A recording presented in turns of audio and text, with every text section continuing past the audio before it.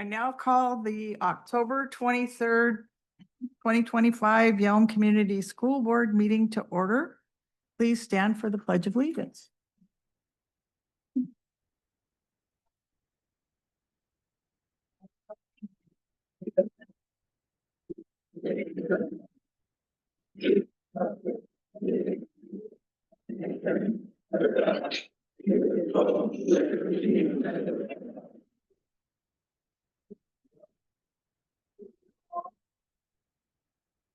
Right, welcome everyone. My name is Denise Hendrickson and I am the school board president. Before we begin, I want to remind everyone that the agenda and the meeting packet are made available on our district website at least 24 hours prior to the start of each meeting. Please note that while we strive to provide all relevant materials in advance, modifications to the agenda are permissible. And I would also like to note that Casey has been excused. All right, moving on to board recognition. All right, I'm going to invite Dr. Lisa Cadero-Smith up to kick us off this evening. We get to do some recognition of staff. I think one of the favorite things that we get to do at board meetings. And so I'll let Lisa kick it off and then we'll get right to recognizing staff members. Awesome. I totally agree. Can you hear me? Yeah. There we go. Good evening, everyone. It is a joy to kick off this year's staff recognitions. And as Chris said, it's truly one of the highlights of every board meeting. These awards celebrate the incredible educators and support staff who go above and beyond to make a difference for our students every single day. First, we have the Instructional Excellence Award, which honors teachers who elevate student learning through impactful instruction, and they create classroom environments that are grounded in dignity and belonging. These teachers inspire curiosity, confidence, and a love for learning. They help students believe in their potential and see what's possible for their future. Next, we'll recognize our paraeducators with the Instructional Support Excellence Award. We're honoring their steadfast commitment to student success. Their support helps create inclusive, welcoming classrooms where every learner is known, valued, and encouraged. For many students, these educators are trusted adults who offer guidance and genuine care, helping them thrive every day. At this time, I'd like to call up our principals who will introduce both of their honorees. They're going to share a little bit about why they're being recognized this evening, and then we're going to ask them to cluster around behind the board, and we'll have a photo of the whole group afterward. So first, we'll call up Principal Curtis Cleveringa of Yelm High School.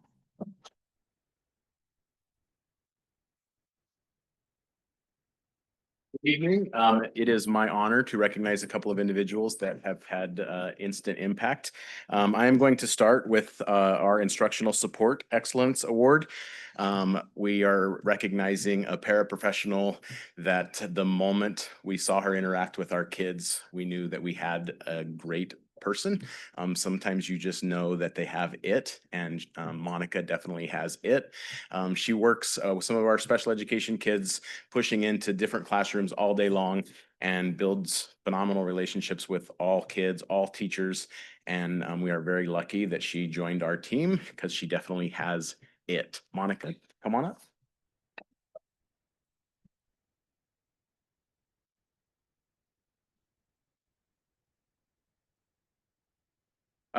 My next award, I'm going to try not get choked up. I've had the pleasure to work with Eliana for numerous years, for a few years while I was the principal at Capitol, and about 4 years ago, we decided to launch an American Sign Language program at Yelm High School. And Eliana was, we were fortunate enough that she decided to apply for that job, win that job, and our kids get the opportunity to work with Miss Fisher every day. And there are 130 kids every day that get to experience something that I would say is one of the most unique educational experiences that I have witnessed in my 27-year career. The engagement is unlike anything I have ever seen. If you watch a kindergarten teacher teach and they are on all day long, imagine being on all period long without saying a word. and that is the engagement that is happening in our American Sign Language classes. I know that Ms. Fisher is exhausted at the end of the day, and the only analogy I could come up with is imagine playing charades with 30 kids every time you're teaching a new concept. And that is what is happening in our classroom every day. And we are blessed to have her service, and our kids are lucky to get to enroll in that, and it fills every semester. So Eliana Fisher, thank you for your service.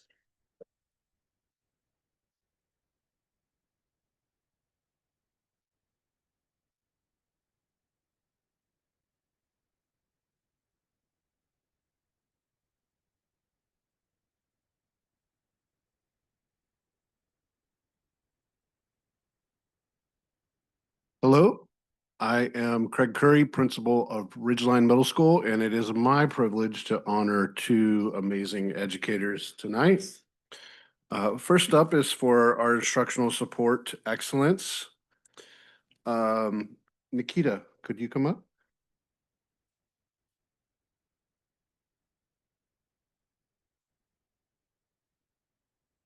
So if you have special programs in your school, you know that you need amazing people serving these kids. Nikita is in her first year at Ridgeline, but she has been a godsend, and she brings so much value and talent to Ridgeline. She's a para in our CLC, our Comprehensive Learning Center, where students are learning life skills, behavior skills, and academics.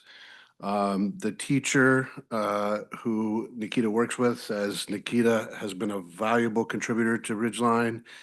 She demonstrates flexibility, a strong commitment to student learning, and maintains consistently positive attitude. She's always willing to step up, ensure that our students are well supported and cared for. Nikita, thank you so much for all you do for our kids.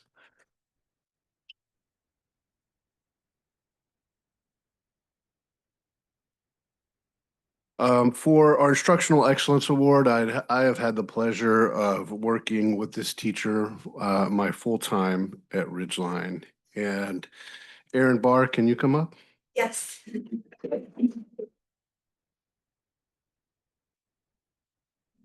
Erin teaches art at Ridgeline, and I can put any student in her class, and I know even if they're not good at art, they say, I'm not good at art. I'm telling you, you're gonna love this class because you're gonna love Miss Barr. Every day between classes, I go out to the green hallway. You and I are out there every day, right? We're out there every day. She is out there every day greeting her students. She is the epitome of the warm demander. She is super supportive, super nurturing, but she also gets results from her kids. You're going to be in her art class. You're going to learn a lot about art. And so I have a lot to share with you later about all the amazing things people said about you, but tonight I'm just going to say thank you so much for all you do for Ridgeline kids. Thank you.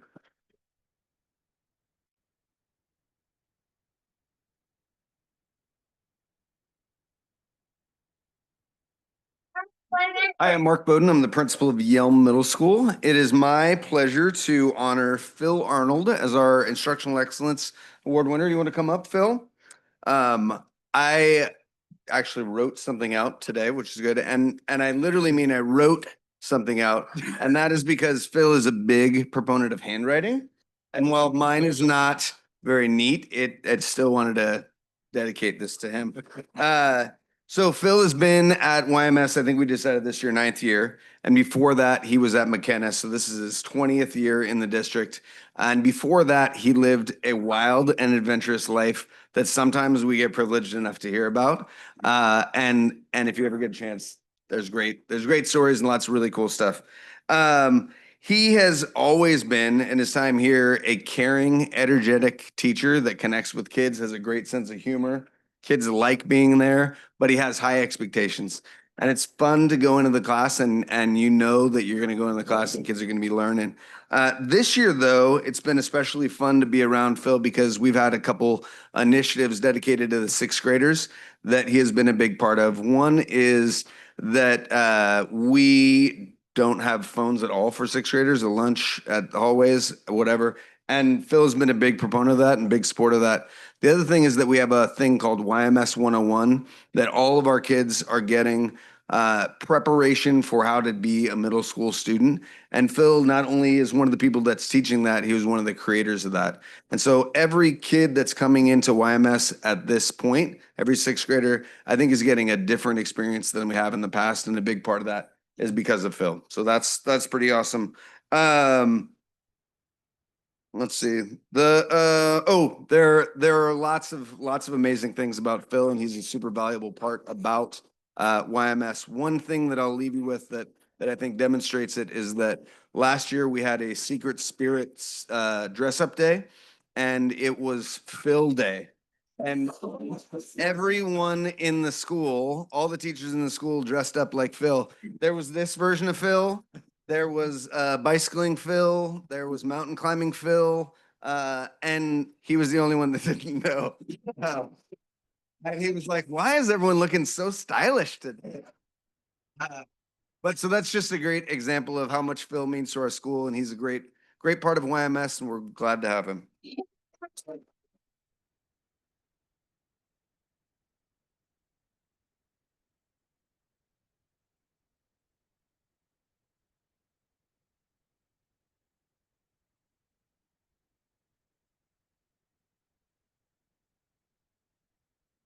Hi, everybody.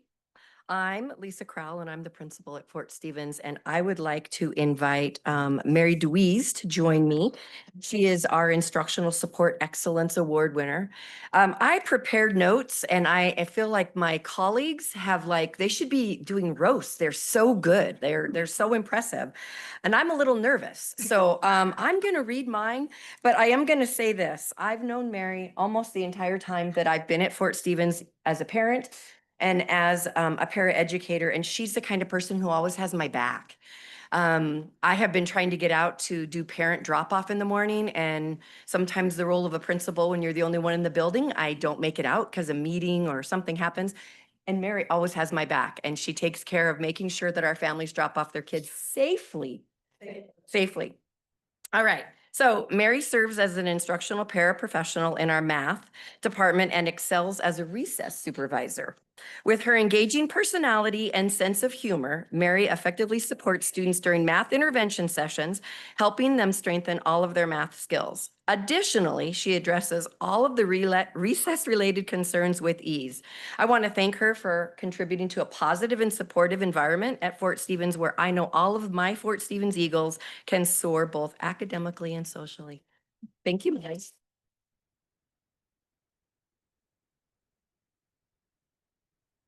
And I would like to have Jackie Gaffney join me for instructional excellence.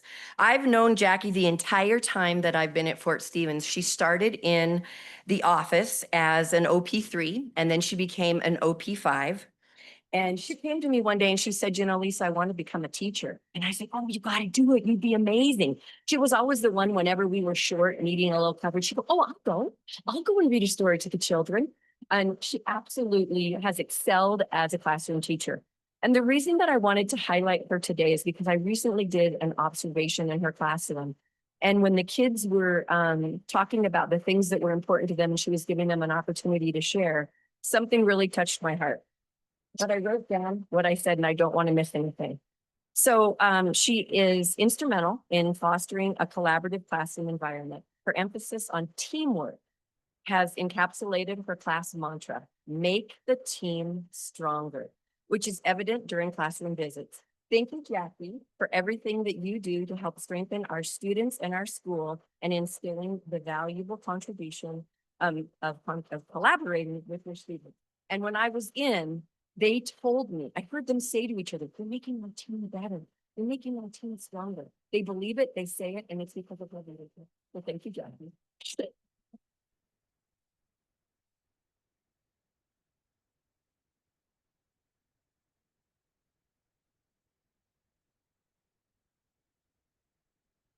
Hi, everyone.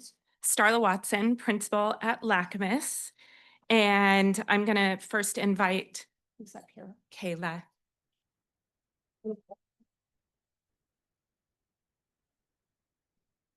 teacher receiving the Instructional Excellence Award.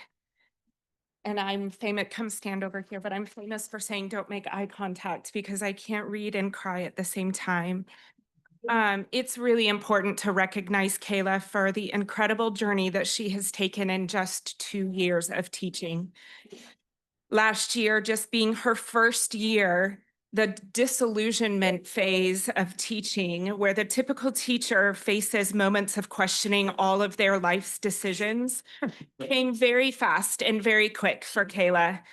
And instead of letting those moments define her, she embraced every piece of feedback, using it as fuel for tremendous growth, and not only in her own skills, but because she cared about the progress of her students.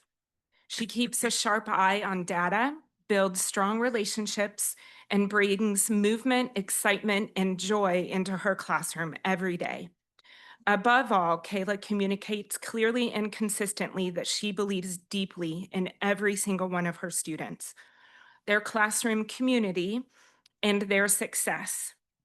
Her dedication to them doesn't stop in the classroom.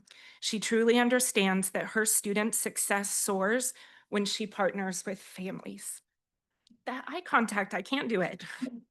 It's because of these and her dedication and resilience that make her the perfect person to be recognized for instructional excellence. She is inspiring, and I can't wait to see all of the amazing things that she continues to do. Congratulations.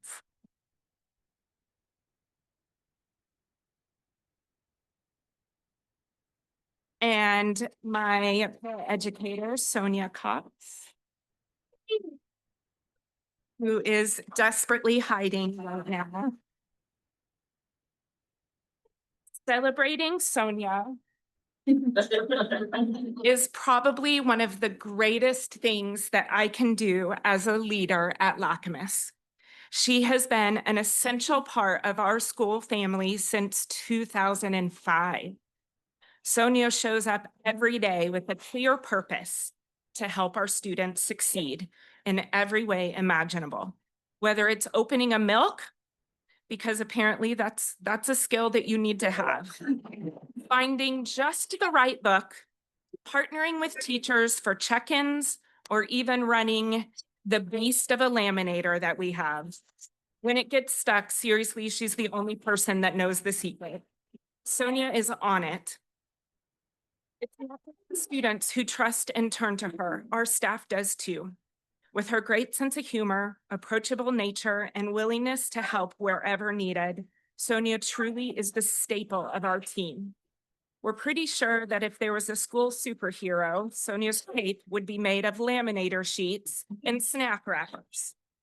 Thank you, Sonia, for showing up with your heart on your sleeve and making our school a warmer, happier place every day. We're so lucky to have.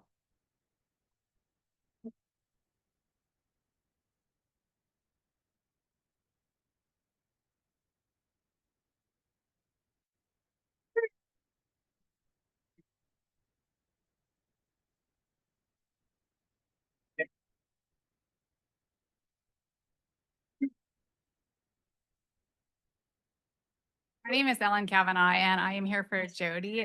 I will read her script to make sure I honor what she wants to say to celebrate her two Staff with Excellence Awards. But I'll start off. So good evening, Mr. Woods and fellow board members. I want to start by apologizing for not being here in person tonight. I had to make the tough decision between attending this meeting and my daughter's senior night for soccer at Higher High School. After talking with both the recipients, they completely agree that I need to be there to support my daughter. I'm thankful that I stepped in. Tonight, though, we have an honor of recognizing two amazing individuals, Maisha Lanigan and Kara Ligman. Why don't you guys come on?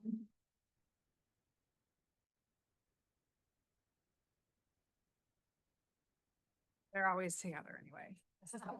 All right. Kara joined McKenna last year and has been a wonderful asset to our McKenna family, consistently supporting students each and every day. Since starting her position, she has taken on some challenging roles, approaching each one with grace, patience, and a smile on her face. Kara is always willing to help whenever she is needed, even when a task isn't exactly what she signed up for. She steps in without hesitation, always keeping what's best for the kids in mind. She is someone who the students respond to and listen to as she brings a calm and reassuring presence to every interaction. I, Jody, along with the staff, am so grateful, and Ellen actually, Jody and Ellen, to have Kara at McKenna. We cannot thank her enough for all that she has done and continues to do to help our students grow and succeed.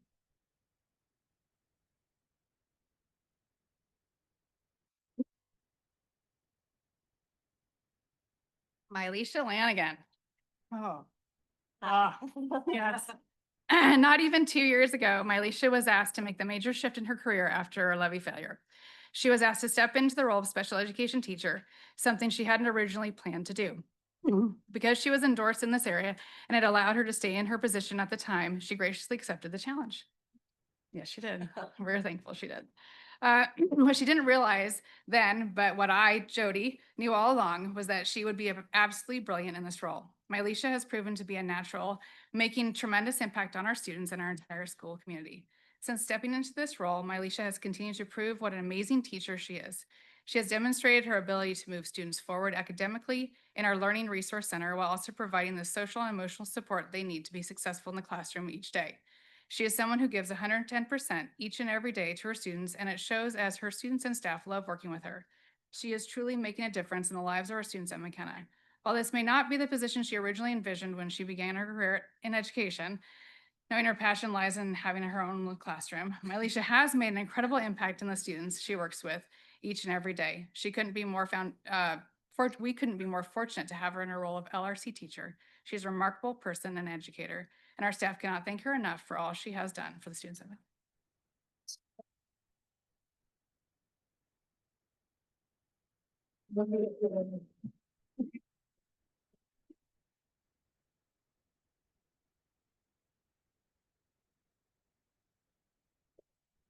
Good evening. I'm Becky Feller, principal at Mill Pond Elementary, and our nominees are not here this evening, but I did want to honor them with a few words. Our Instructional Excellence Award goes to Mackenzie Dust. Mackenzie is a valued third grade teacher and a strong member of our staff who served in many roles throughout the years. Ms. Dust has taught fifth grade, intervention, first grade, and it comes to us this year as a third grade teacher, consistently demonstrating a deep commitment to her students. She finds creative ways to get families involved and engaged in the classroom through events that welcome and encourage participation. Her approach is nurturing yet firm, creating a classroom environment where students can truly thrive. Ms. Dust is quick to help others and contributes to the collaborative efforts of the building with positivity and experience. We appreciate her and thank her for teaching and loving our students.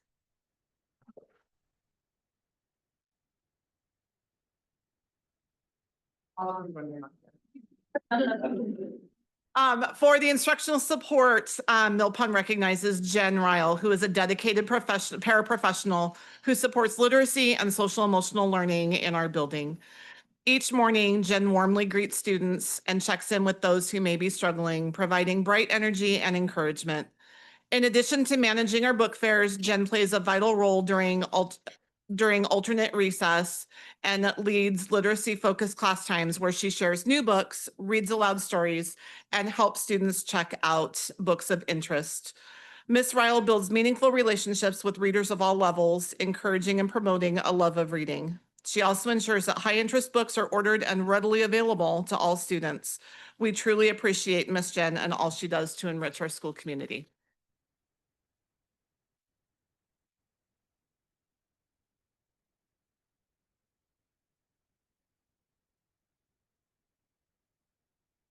Hi, I'm Holly Ackerman. I'm the principal at Prairie Elementary School. And I get to talk about this lovely lady over here, Tabitha Nevy. You want to come on up? Was on here. So Tabitha came, she was a teacher over at Ridgeline, but prior to that had already taught at Prairie. And I had already known of Tabitha because my kids went to Ridgeline. Sorry, Craig. And I also knew of that her math instruction was real strong, right? And so as soon as I heard she was willing to come to prayer, I was pretty excited, and I was ready to have her on board. So let me tell you a couple amazing things about Tabitha. Tabitha, we get to recognize her for the Instructional Excellence Award, but Tabitha is a teacher that every principal really loves having because of her intentional instruction and the relationships she builds with kids. She has supported her team using IEBs and data-informed instructions, which has been awesome to see, and her lead that with her group of third grade teachers. And she always is ensuring that every student's growth is guided by strong evidence. And then in one of our meetings, we had talked about some of the lunchroom noise that was coming in, and there's some complaints. It's getting really loud, and Tabitha was part of that meeting. And the other day, I'm walking into the lunchroom, and sure enough, she has her kids sitting down. They're in table spots. She has these cool little conversation starters at the table. So she's always putting forth that thought and that effort to make sure that kids are engaged and making good choices and safe. And I love that part about it. Tabitha's dedication and positivity shines in everything she does. She consistently goes above and beyond, not only meeting students' needs with her creativity in her instruction and giving student voice in her classroom. Her willingness to collaborate and share her expertise makes her an invaluable part of the third grade team. Also, a special note about Tabitha, beyond teaching, she also has this amazing talent of growing flowers and creating these beautiful bouquets. So if you ever need flowers, you should really go to them because they are amazing. And honestly, it brightens up everybody's day. So I always know I have someone that I can get some flowers from and bring joy to somebody else. So she's got a lot of cool things about her. But thank you for everything that you do for our students and staff. You are truly valued at Prairie. So thank you.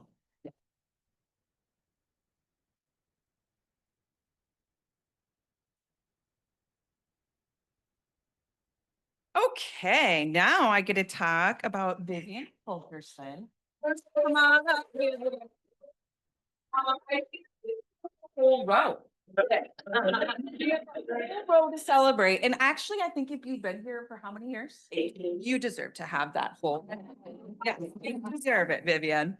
Wow, I had a little help from a friend to help me with this, and I'm just excited. Okay, are you ready? Here we go. Okay. So Vivian is a paraeducator in our Learning Resource Center. And I had known Vivian when I taught at Mill Pond as a teacher, and we kind of connected at that time, right? We kind of got each other. We liked our tie-dyes and all those kinds of things. But she's just a really awesome person besides that. But let me tell you a little bit about what she does in our school. So if you look up the word student advocate, kindness, or genuine belief in students in a dictionary, you'd find Vivian's name. She doesn't come to work simply because it's her job. She comes because she truly believes in every student she serves and loves them as if they're her own children. Vivian consistently goes above and beyond and supports her students, which in her eyes is every single one of them. She thinks creatively, acts with compassion, and does whatever it takes to advocate for their success and well-being.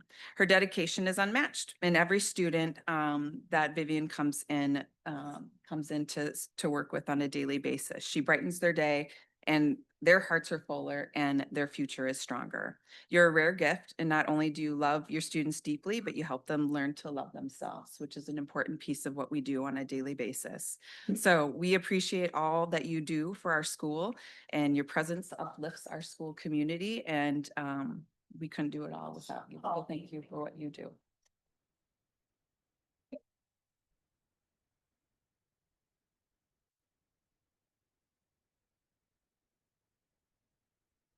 Don't worry, I am last school at Southworth, so I'll try and keep it short. Diane could not be here tonight. She is the recipient of our Instructional Support Excellence Award. She had a family emergency, but I know that they are also watching. Diane has been at Southworth for a very long time and is committed to Yelm Community Schools and its students of this district. She's probably best well known for her leadership outside at recess and as a recess supervisor, but she is much more. She is the heart and soul of Southworth. She is also known as a kindergarten para. and she works in Miss Del Taro's class. Diane helps support our youngest students, helps them feel welcomed, helps them grow and shine as a Southward Star. And because of her efforts and hard work, our kinders do feel like they are cared for and they grow. So thank you to Diane. I know you're watching. And for our Instructional Excellence Award, Jana, please come on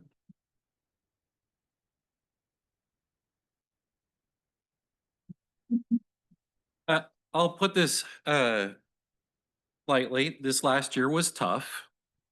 And as a building, we struggled to try and inspire our own staff. We had a very hard, struggling time at the very end of the year trying to figure out who we wanted to become and where we wanted to go. I asked for input, and there was one person that stood up and raised their hand saying, I have an idea.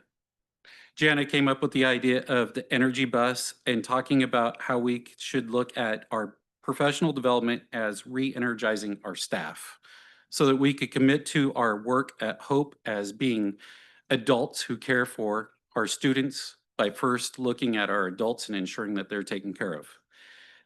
That leadership has helped brighten our mood, helped build better educators. And when you look in the classroom, she implements this through her kindness spotters. She recognizes students, or allows them, I should say, to recognize other students that are being kind and allows those students to give them an award. So thank you, Gianna, for all your efforts.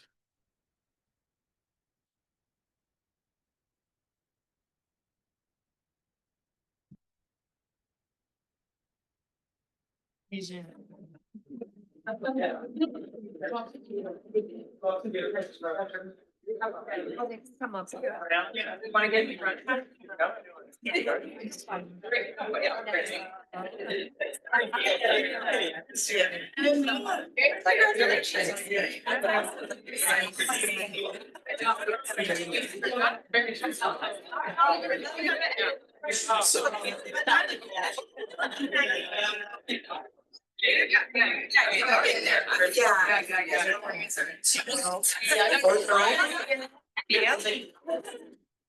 Over? Okay.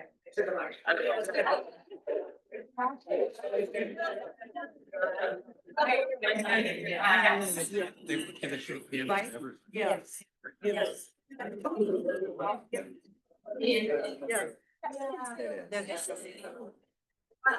Sit down.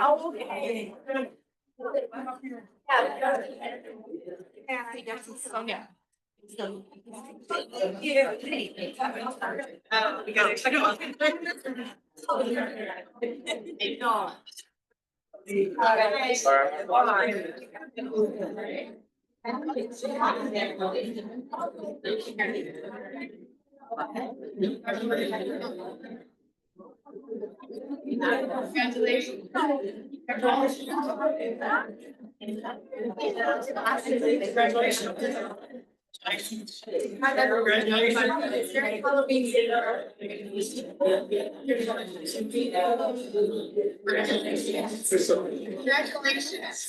Congratulations. Congratulations.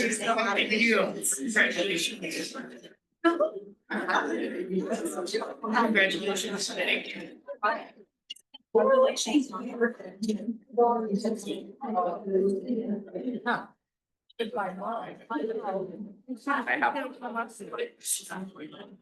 Yeah.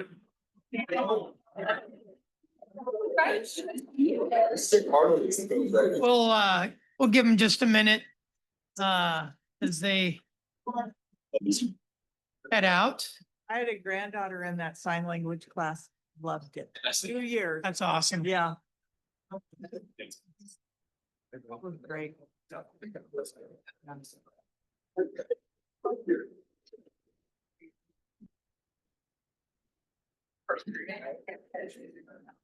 All right.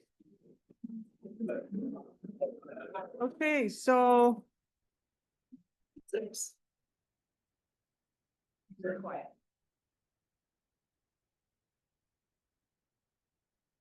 All right, superintendent's comments. All right. A couple things I want to share with you tonight. As I've told you in the past, I want to take this opportunity to try to answer maybe questions that have come up at previous board meetings or themes that we're hearing about. And you'll recall last board meeting, I talked about district policies and how they are decided and which ones are mandated, which ones district has some discretion. And then one of the other things I want to talk about was enrollment. So I'm going to take some time to talk about enrollment trends because that was also brought up at a previous board meeting. And then I'm going to talk about a committee that we're going to be pulling together to look at one of our areas of curriculum based on some feedback. So first of all, with enrollment, I want to talk about Yelm specifically and what we're seeing. And I'm going to go through Yelm, and then I'm going to talk about state, and then I'm going to talk about some of the reasons why. So we'll go to the first slide. So this is our enrollment over the years. And you can see going all the way back to 2014, 2015. And you can see the dip in around 2020. And then also a dip starting really kind of in that 2023, 24 time period, which again, I'm going to talk more about that when we move forward. But this is based on October 1st count each year. September count is often not real predictable about the year because we've got a lot of students that we can't count if they're not here the first 4 days of school. So this is based on October 1st. So the next slide, you can see Yelm in comparison to similar sized districts. We got Tumwater in green, we've got Kelso in blue, North Kitsap, kind of that darker bluish green, and then Shelton. So you can see some similar trends across districts that are similar in size. And again, you see that 2020, 2021 year, school year where we all experienced a very similar trend. So the next slide, we even broke down the data even more because we wanted to look at specific groups of students. So this one is our English language learners and non-English language learners. And part of the information is at the very top of this slide that is not showing. So the non-English language learners would be the dark bar. And then the gold would be English language learners. So on top, you see Yelm. You see back in 2014-15, we had 101 students that were English language learners, made up about 1.8% of our students. And then you go all the way to the right at 243 students that are English language learners, which is about 4.2% of our student body. And then down below, you can see the average across the state, which is at 15.1 and then 84.9. If you take all of our students across the state, that's the percentage, 18 or 15.1 percentage of students across the state that are English language learners. So the next group I want to talk about is low income students. And again, in the top bar is Yelm, in the bottom is Washington. You can see that back in 2014-15, 2,748 of our students were considered low income, and then 51.1% of them were not. And then if you fast forward to 2024-25, we have 49.6% of our students considered low income. So roughly half of our students. And then you can see down below how that compares to Washington State, very close to the same as we see across the state.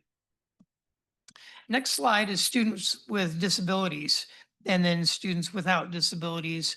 The gold color there is students with disabilities, and then the black bar there is students without disabilities. You can see 798 students back in 2014-15, and now we have 1,086, which makes up almost 19% of our students are students that have special needs. And then you can see down below how that compares to the state. We've talked a lot about those numbers growing and continuing to grow, particularly here in Yelm. And I think part of that is families coming here because of the services that we provide, and a great reputation for working with these students. But I think we're going to continue to see that number grow just across the state and across the country. So I wanted to share that one as well. Now I'd like to get into statewide. This is pretty interesting. So this is kindergarten and 12th grade cohort head count. So the kindergartners are in the dark green, and then yellow is 12th grade. So you can see back in 2014-15, we were graduating, close to the same number of kids that we're bringing in. But if you look over on the far right, in yellow is 12th grade. So almost 87,000 12th graders this past school year, when we had just over 71,000 kindergartners. So what that means is we are graduating larger groups of students than we are bringing in kindergarten. And as we look at some more of the data, that's a trend that is going to continue across the state. You can see where that started to separate after the pandemic. Really, in the pandemic, we saw a significant decrease of kindergarten students because kindergarten is not a state requirement. And so a lot of families during the pandemic elected to homeschool.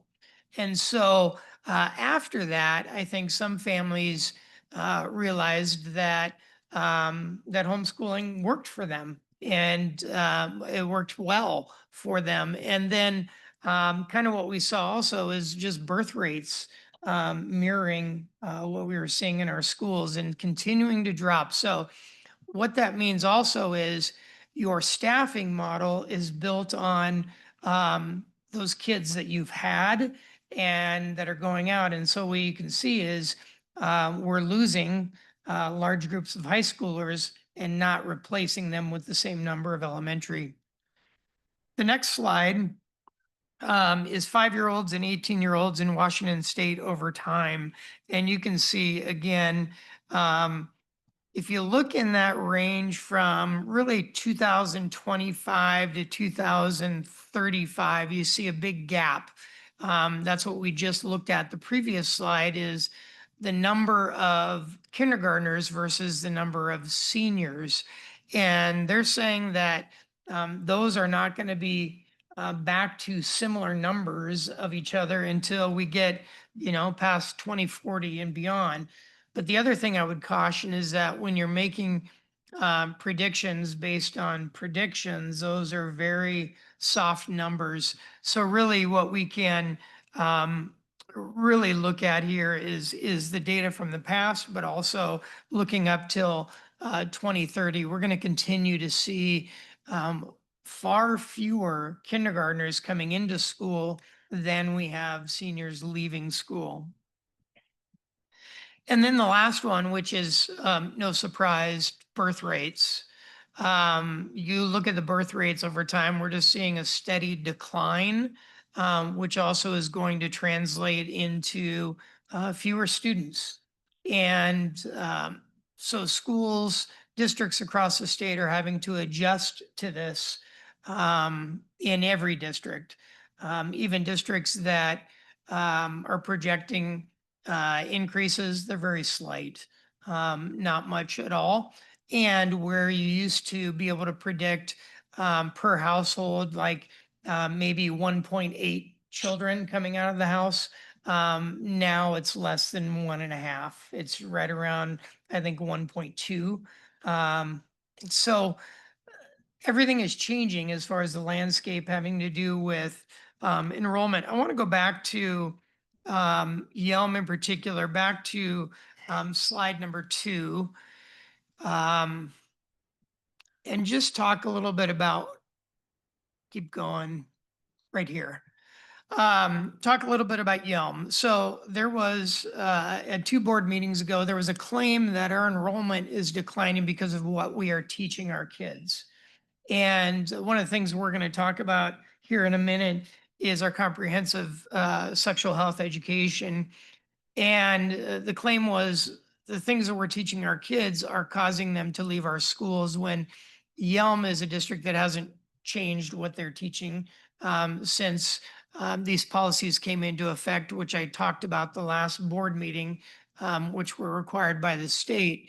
And as a matter of fact, our staff do not like teaching this content area because it is so controversial, and because they're very uncomfortable teaching it, because a lot of families have a lot of opinions about this content. And one of the things that we're doing is allowing folks to opt out to any of our instruction. Also, really trying to be transparent about exactly what it is we're teaching and how. And we had very, very few people opt out of this content area last year. So that was one of the arguments about enrollment. The other thing I'll say is we turned away almost all of our transfers. Over 50 students were declined enrollment in our school district this year. And the reason being, we had to cut our staff. If you recall, a year ago this spring, we cut 100 positions across the district. That is not just teaching staff, but paraeducators, classified positions across the district. So what that meant was we had fewer classrooms for our students to be in. So we had to decline transfers. People say, well, why wouldn't you take the transfers? Because it means more money. Well, if they come in nice, neat buckets as far as grade level, where you can add a teacher and solve that problem of overload, that's great. But typically they come across a variety of grade levels. And so adding one teacher doesn't solve that overload problem. And so we denied quite a few students on the transfer requests, and are going to have to continue to do that. And we get quite a few requests from our neighboring district, particularly out Bethel School District, Clover Park, in that area. And we decided we're not going to overload our classrooms with those students from out of our district. It's not fair to our families that live here, and not fair to our staff. We also know that we've seen a decline because of our failing levy.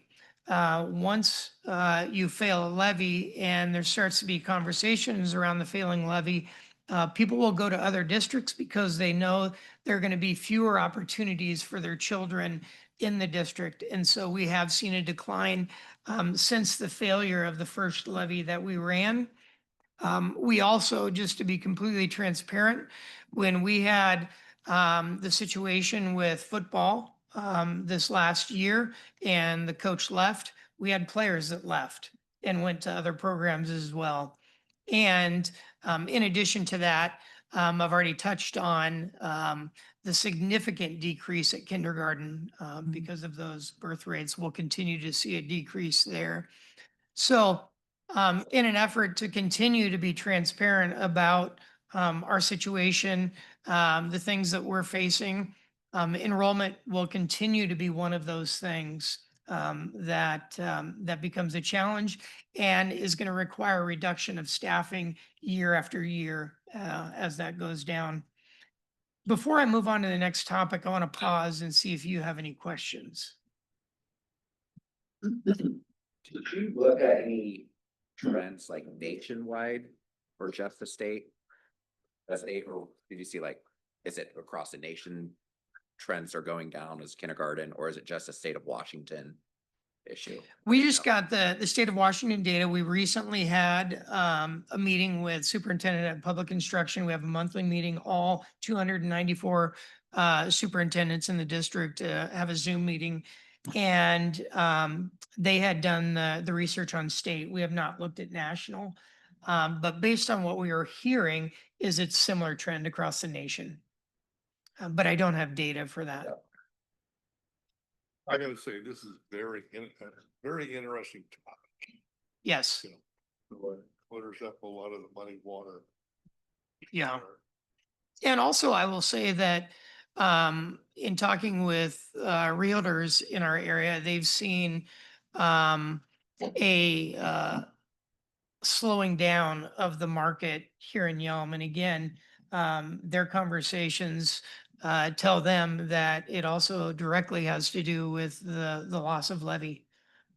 They see that and when people are PCSing in the military, that is information that they share with the families that are coming in that Yelm has failed their levy, therefore they may not have the same opportunities for their students that a neighboring district might have. And also, if you're looking to purchase, think about resale value of your home because that will decline as well over time with the loss of a levy.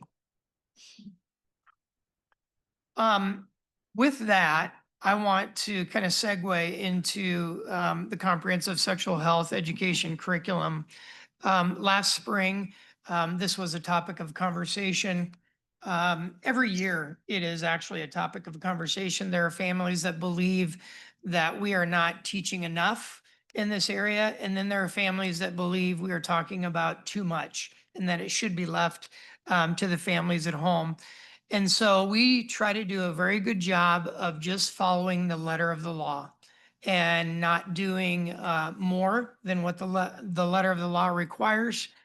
And so one of the things that we committed to last spring was doing a review of our curriculum along with the standards and taking a look at exactly what is being taught in our schools.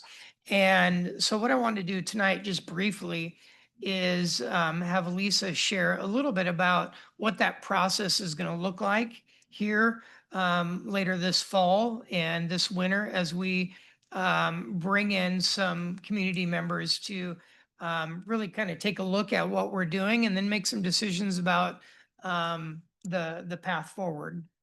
Thank you, Chris.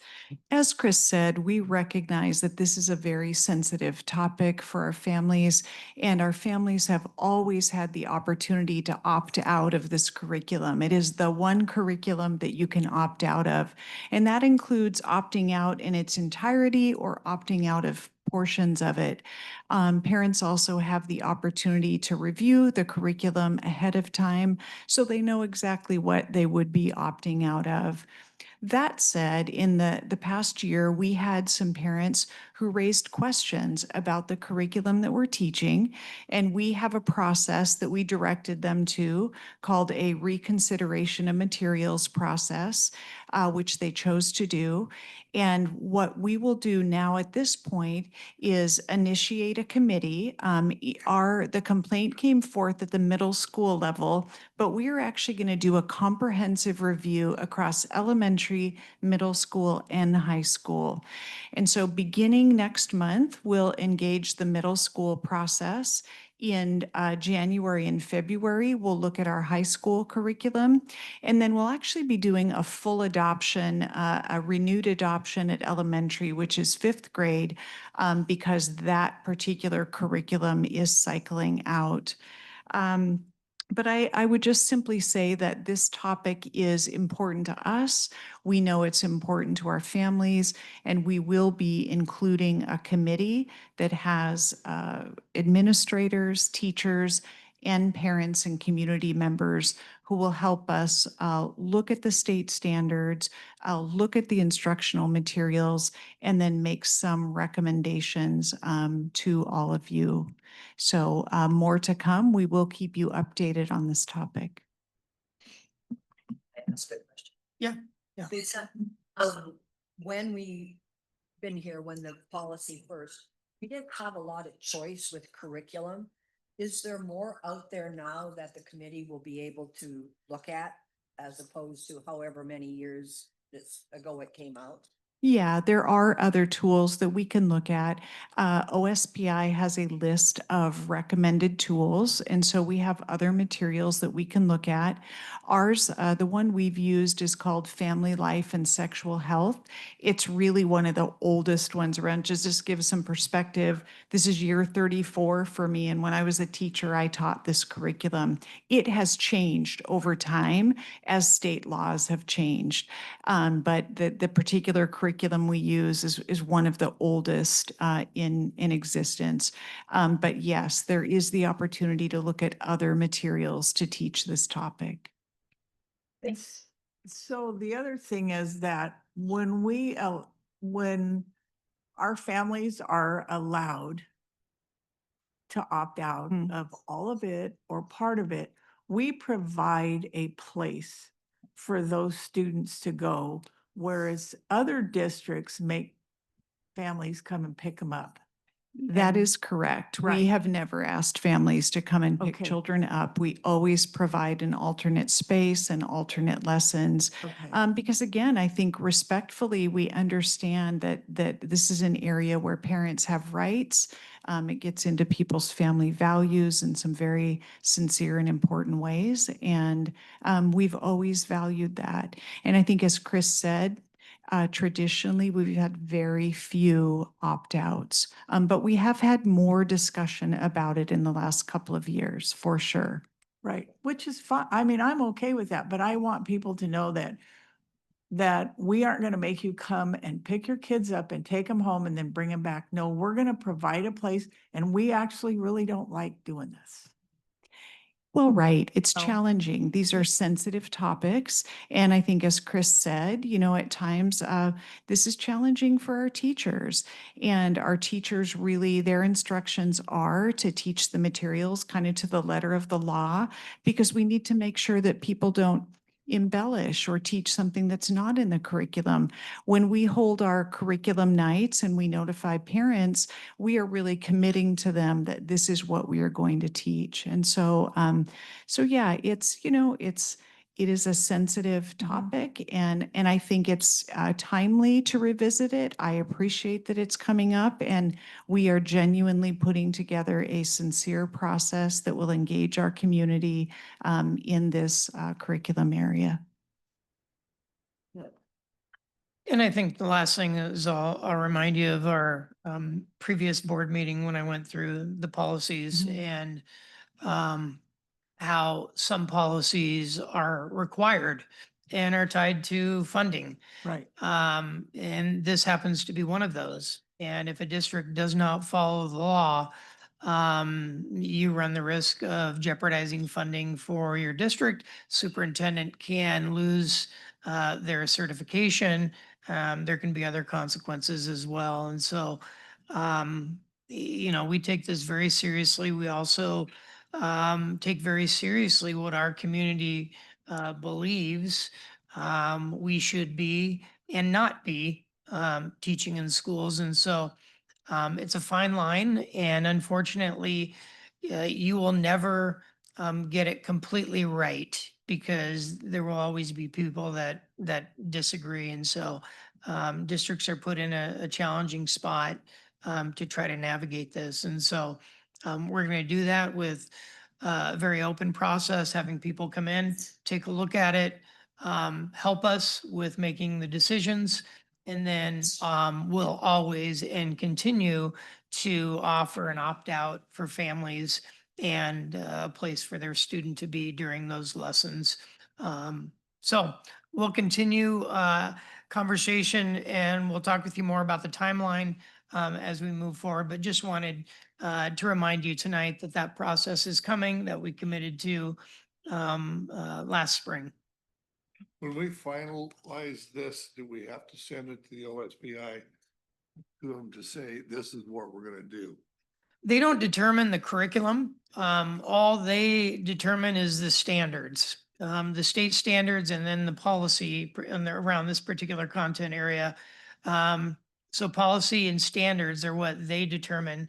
The vehicle you use to get there, meaning the curriculum, that's up to the district.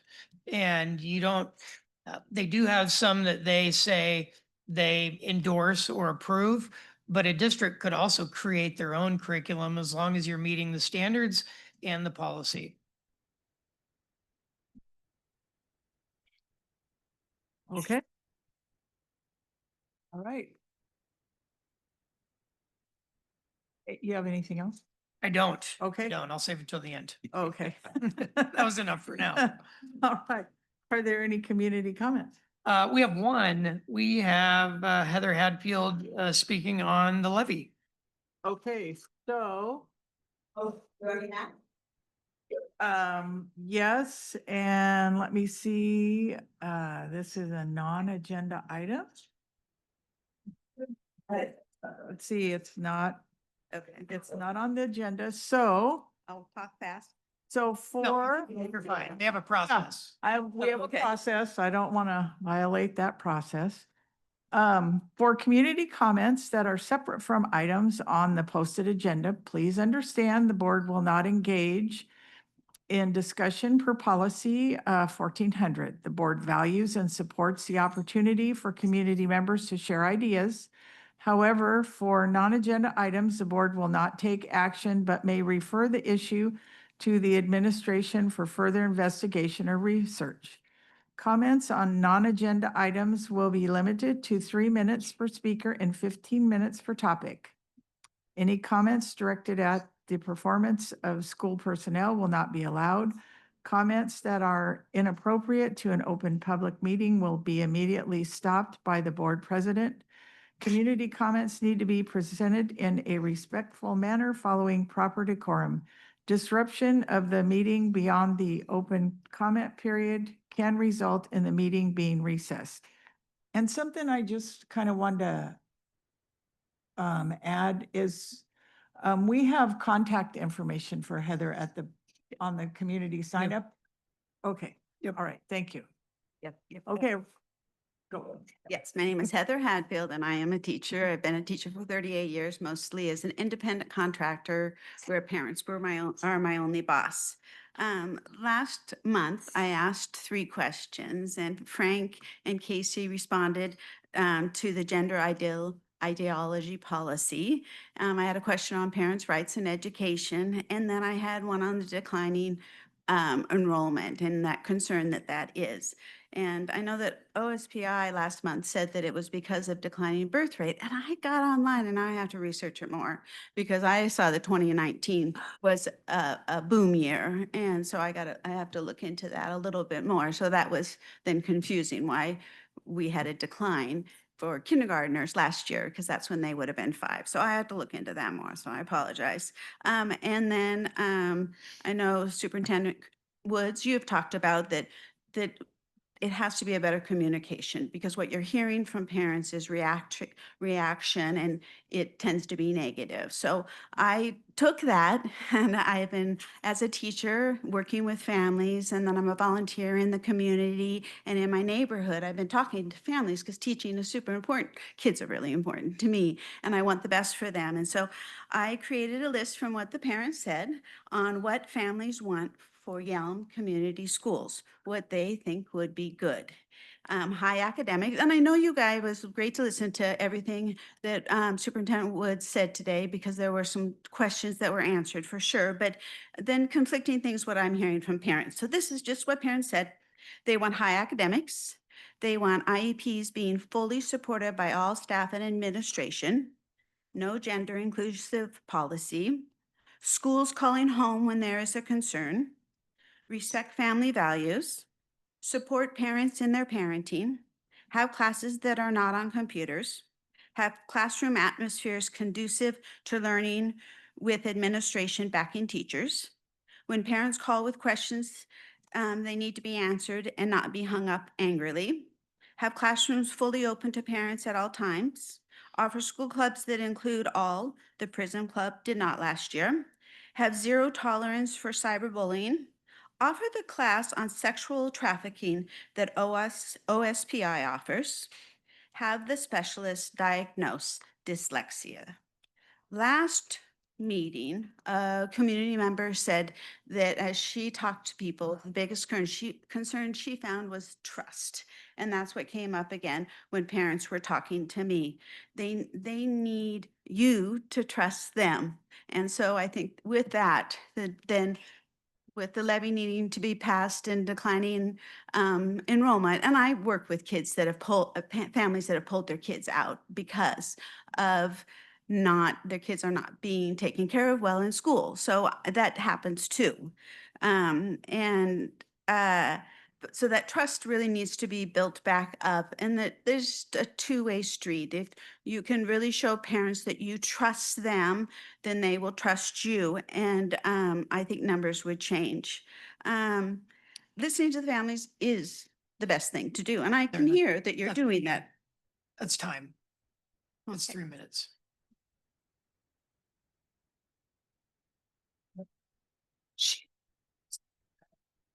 Yeah, if you'd like to email that statement to us. Okay, so I'd just like to hear your public comments, and then I will get back to that. There's parents and we can't get here, so I'm there for them. helping them. If you would like to email that comment to us, and we can respond to it. Okay. All right, thank you. School board minutes. I second. Any discussion? All those in favor? Aye. Opposed? Motion carries.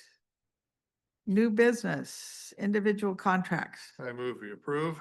I second. Any discussion? No discussion here.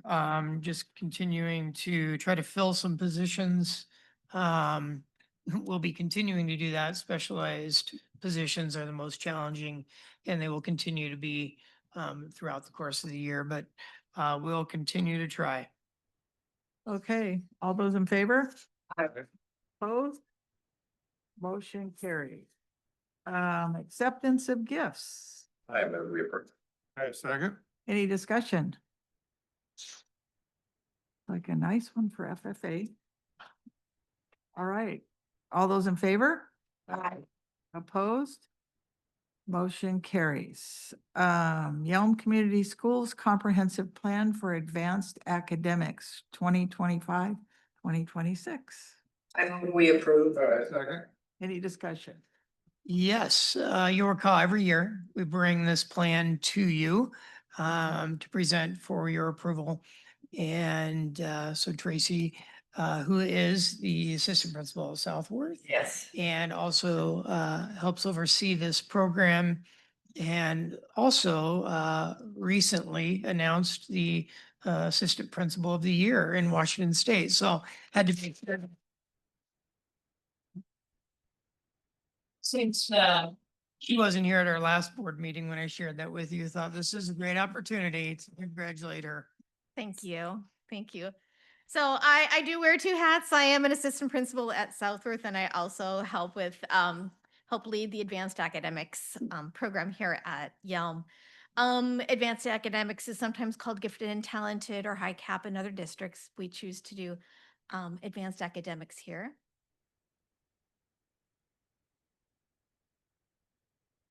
There we go. And so just to review, our program goals are to ensure access to rigorous, inclusive learning for all learners. And we're working on building some sustainable systems. Last year was really a building year, and we're continuing to build this year. And I'll go into a little bit more about what those are going to be. So our policy 2190, we do offer advanced academics in both English, language arts, and math.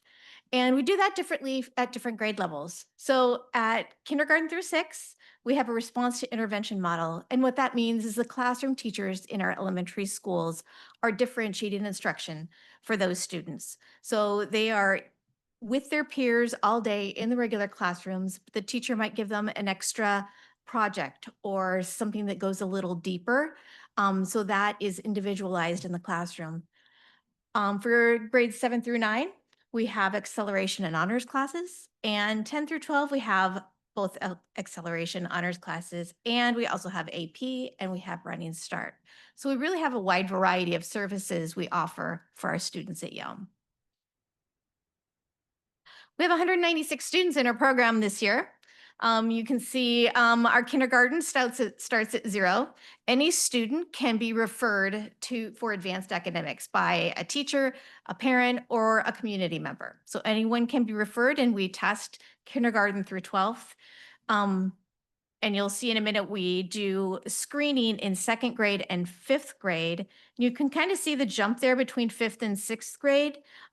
We have found since we started screening our 5th graders, we're catching a lot more students, which is great because we were only doing 2nd grade. Now we're doing 5th grade, so we can really make sure that we're including all students that could possibly qualify for this program. All right, so we have we have 3 priorities this year. The first one is to refine the identification process. This was something that we worked on a lot last year, both in referral that I was talking about before and this universal screening. We, my partner, Erin Bayer, and I, we are going to go into schools and test about 800 students, every 2nd grader and every 5th grader in the district. And then we look at that and we go through this process. We are going to make sure that we do a better job of scheduling that this year. So that's action item number 2. Number 3, we're going to use this cohort tracker. We developed it last year. We're refining it this year to make sure we're making sure that we are as inclusive as possible and making sure everyone has access to this screener for identification. And then the last thing is simplify and standardize the eligibility, making sure that everyone has the same opportunities and making sure that rubric is easily understood by everyone. Our second one, did we skip 2? There we go. Enhancing program services. So programming is where we're really going to dig deep this year. We do have those services that I mentioned earlier, but we're also adding a little bit more for our teachers, especially those teachers in the elementary schools who are doing that differentiation in the classroom. There is no curriculum. It is on the teacher. So what we're going to do is we're going to launch a resource every month that has, first of all, a little professional development piece, just a little bit about how to work best with students in that academics area. And also we're going to give them a hands-on lesson that they can use right away, that they can use with the whole class, they can use with those students. It's really up to them. They can modify it, but giving them that they can take and use right away. And that's something we're building this year. We're also going to be building, as we do that, we're going to be creating a enrichment menu. These aren't going away once we do it. We'll be keeping it online so that teachers can go back and access those throughout the year and hopefully build for years to come. That other building capacity piece is kind of integrated with what I already talked about. We're providing more of those professional development resources, and we're also creating a log. So as we kind of build these things, these professional development and these worksheets and things, we're getting feedback. So we want to know, is this helpful? Getting feedback from teachers, getting feedback from students, getting feedback from parents. What do we need to move? What's helpful? What's not? So that we can help build that capacity within our staff. We're also going to, oh, that's fine. So that is the 3, yeah, okay. So the action item 4 was design a staff overview. So there is a lot of confusion about what advanced academics is, what it isn't, how it's served. So we're working on doing simplifying clear communication about that as well. All right, and of course, we're really trying to align everything with our strategic plan this year. Advanced academics is really aligned with goal 2 and goal 3, that standard aligned tier 1 instruction. Because our elementary students are in that classroom, we want to make sure that's really solid tier one instruction and also that MTSS. I like to talk about, we have kind of a continuum for students who need support on one end of the tier one, but we also have students who need support on the other end of the tier one. So we want to make sure that the lessons and the teachings are aligned and scaffolded to their needs, to their individual needs.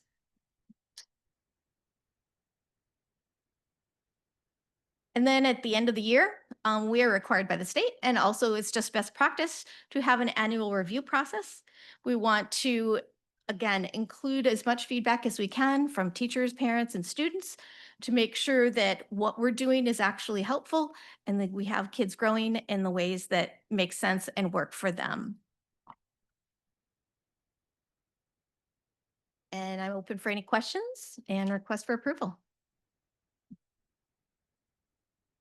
Great. No. All right. All right. Thank you very much. Okay. Is there any discussion? Any questions? All right. Those in favor? Opposed? Motion carries. All right, next item is Yelm Community Schools Multilingual Learner Plan for 2025-2026. I move we approve. I second. Any discussion? Okay. Aaron Bear is going to come up and share a little bit. And again, we also do this yearly. Yeah. To give approval, and you got to see our numbers that I showed earlier, specifically to our English language learners. And so turn it over to Aaron. So I'm Erin Baird, Coordinator of Academic Interventions in the Office of Student Support, and I am joined by Chelsea McPherson, our 612 Multilingual Learner Certificated Specialist, and Cipriano Garza, our K5 Language Specialist, and they're going to help me talk about this amazing program. So we're excited. Yes.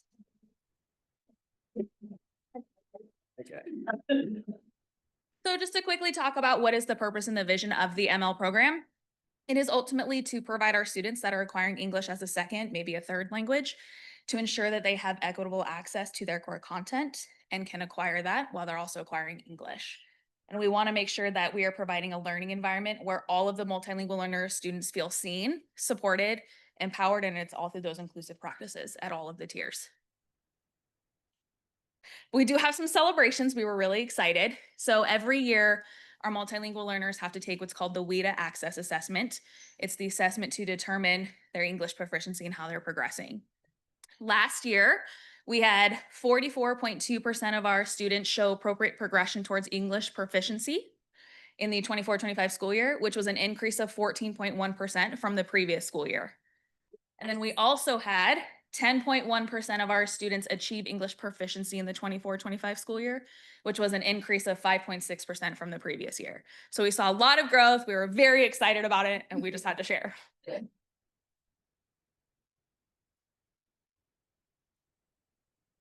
Hand it over to Chelsea. Okay. So hi, my name is Chelsea McPherson, and I am, as she said, the 612 ML specialist. And what's really wonderful about the celebration of that data is that it's been a continued trend over the past 3 years. So we're really proud of the work that we've achieved over the past few years since I've been here. Okay, so I'm going to talk about our priorities and our plan. So priority number one is to expand on those tier one supports. So we are hoping to develop a toolkit to help educators have a plethora of resources that they can use to embed into their classrooms to support core instruction. We are also going to expand on meeting with teachers so that we can collaborate with them, co-plan with them, and it's really a meeting of the content expert, so the teacher in the classroom, and the language expert coming together to come up with the goal of supporting those ML students so that they're successful in their instruction. And then our third action item to meet this priority is that we are using teacher feedback to help develop professional development trainings that are really focused, and they provide targeted tier 1 strategies that can be integrated into the classroom, hopefully the next day. So they come to our professional developments, they learn something about how to support those ML students in their classes, and then the next day they can utilize them. Yeah. So that's priority number 1. Priority number 2 is that we are trying to support those long-term English learners as well as our newcomers. So this really is both ends of the spectrum. So we want to provide support for those that are new to English instruction, as well as students that have been in the ML program for 5 years or longer. So these are 2 groups of our ML learners that need those additional layers of support.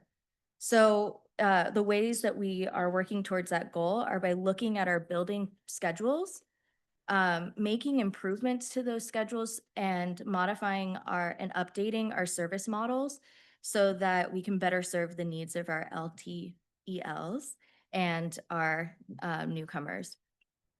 Our second action item is we kind of talked about how we are providing PDs for tier 1 supports for teachers, but we would also like to provide a more targeted professional development training that really looks at the specific needs of our LTELs and newcomers as well. So, because those needs are very unique. And then the third action item is that we are designing a welcome kit to provide for families when they register for their students.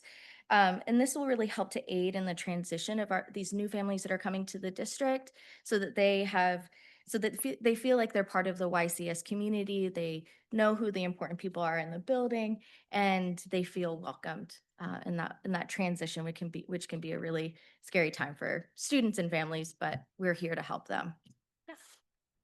Okay, priority number 3.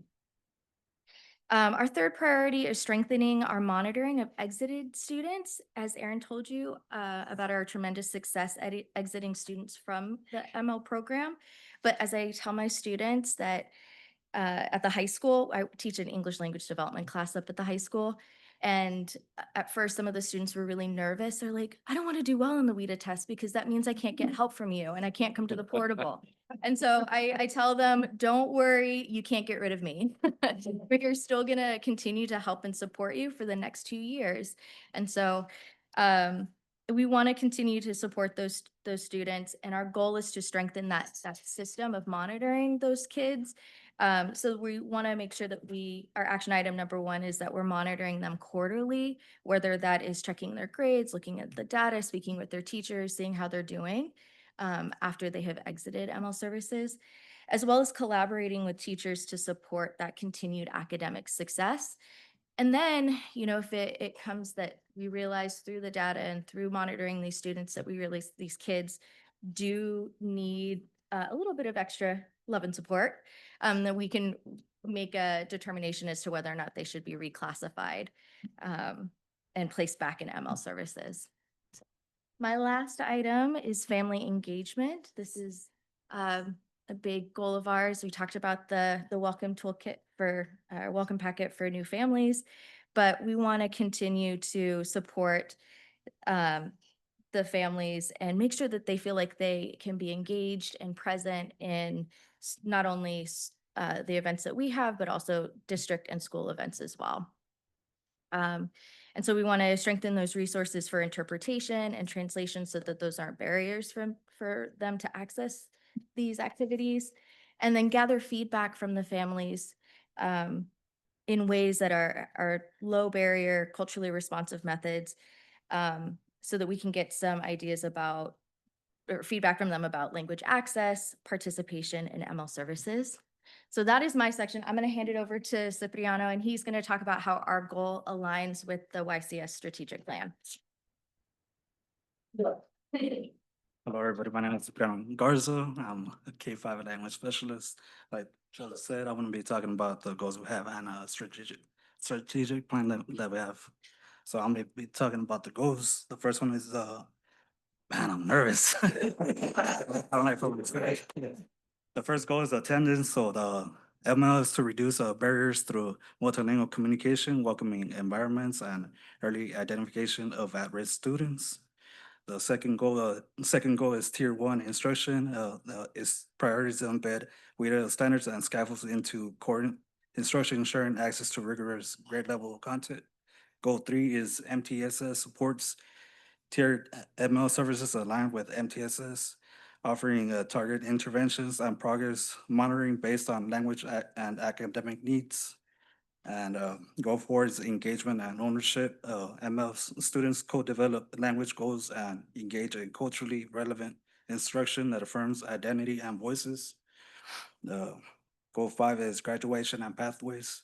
ML supports extend through secondary grades, connecting students to post-secondary options aligned with the strengths and aspirations. So going up to the next slide, which is belongings. Goal six talk about student belonging and connection. The priorities to foster belonging through culturally responsive instruction, affirming student identity, especially for newcomers and heritage speakers. The seventh goal is positive student behavior. ML is to promote exclusive environments with clear expectations, dignity centered practices, and proactive engagement. Goal eight is student leadership, recognition, and voice. ML students are recognized for linguistic and cultural strengths and supported to lead, express themselves, and shape their school, expressed through storytelling, advocacy, and co-created goals. Lastly, I want to talk about the community. Goal 9 is to elevate community voice. ML yeah. ML's priorities center family and community voice through multilingual outreach, co-lead initiatives, and representation of diverse student stories in district communication. The 10th goal is strengthening communication. ML systems now use inclusive two-way tools that help build trust, improve understanding, and boost participation in school events and decisions. Goal 11 is to support family involvement. ML programming cultivates ongoing partnerships through family-friendly resources, goal-setting support, and culturally responsive engagement in academics and attendance. I'd like to say thank you. I'm sorry. That's what we have. Do you guys have any questions for us about the ML program? How many different languages do you guys have? Love that question. I knew it was coming. We have 17 different languages represented within the ML program alone. Spanish being our predominant. Yeah. But we've had a few new ones come through. There was one that came through this year that I had to ask them. I said, I haven't heard of this language. But we have Garfuna, that was a new one that's come through a couple years ago. We have French, German, the other big one. We have a couple Marshallese, Tagalog, Chuckese, Samoan. We have all kinds. Burundi was a new one that came through. That was the one that there we go. So 17 within the ML program alone. Now, have you been doing all of this? This is really amazing. I to know put it. all that for us to, it's been a long time coming to do. That was awesome. Oh, thank you. But you've been doing this for what? This is the second year to this extent? With all It's- the tools and all of your breakdown, or has it been? Yes, and Okay. when the program really started to take off in our numbers, and you kind of saw, we went from 101 to 243 last year, which was quite the spike. We realized that we had to sit down and reframe how we did the program. We used to operate under a small school model because we only had a few students, and we only had a staff of 3 people, and now we are at a staff of 9. So we have also grown in that due to the demands of it. The trend that we have noticed over the years is more and more newcomers are coming in with less and less English. And so that's caused us to have to shift what we're doing. And so we've tried to be more strategic about how are we incorporating those supports within the gen ed setting? How are we restructuring our ELD support for the students, as well as how are we trying to help our families re-engage with the communities, because they also have some fear sometimes of I don't speak English, can I participate? So we've been trying to build those systems over time. And last year was one of the first years where we really saw it pay off due to that growth that we saw across the board, which was really exciting. So we have a lot of work to do, but we've come a long way. Well, it's great because, so I work at the lumberyard here in town, and we will have customers come in that don't speak English, and they have to call someone. Yeah. And then we're on the guys are on the cell phone talking to them back and forth. So I'm like, you guys can get family engagement and get the kids attending school because the attendance thing is huge. Mhm. So I'm like, okay, great, because we're gonna get this engagement, and the kids in school and the families. And as Chelsea was saying, Yeah. you know, we established the English language development course at the high school. Yeah. What is this, year 4 now? Year 3? Year 4? Establishment of that class was a game changer for us, especially at the high school. And as she was saying, we had quite a few students be like, well, I don't want to do well because then I have to leave this class. And we were like, that's really exciting, but we Yeah. need you to do well. So Yeah. I know, it's been yeah. great. Well, when the kids do get into high school, if they complete everything, do they get a foreign language credit? So potentially, so you're talking about the seal of biliteracy? Yeah. They could take the stamp test, which would allow them to potentially get that seal of biliteracy depending on how they perform on it. And what we have found is most of our students do really well on it and can earn that seal. Yeah. It It's should very be exciting. tutors also. We did have Yeah. one for a while who went through our ML program in the district and came back and worked in the program for a couple of years. So that was nice. exciting. Yeah. Full circle. Okay. Yeah, well, thank you. You Thank did you. well too. Yeah. At least you didn't pass out. Yeah.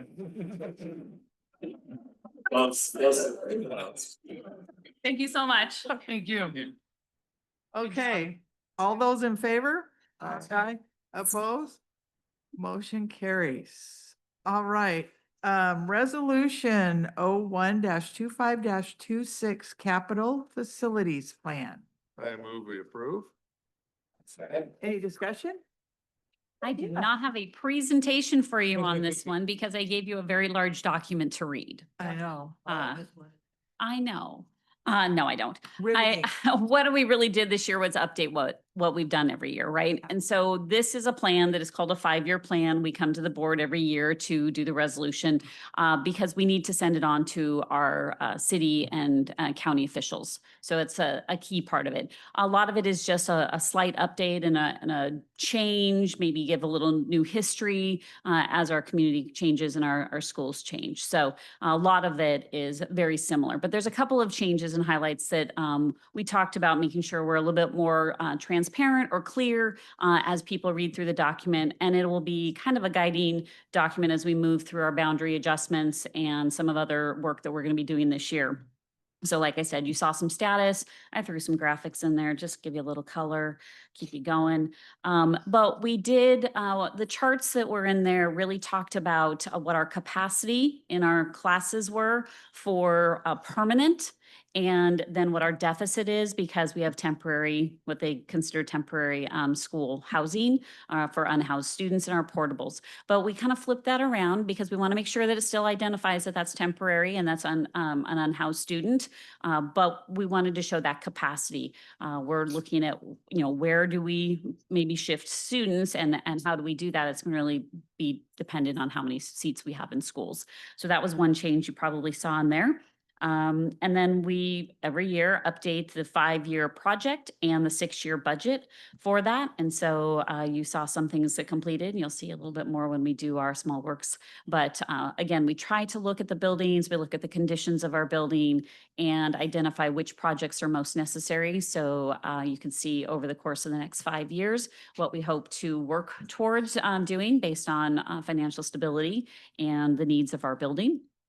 And then a budget plan that goes along with that based on some estimates from our regular vendors and people that we're working with.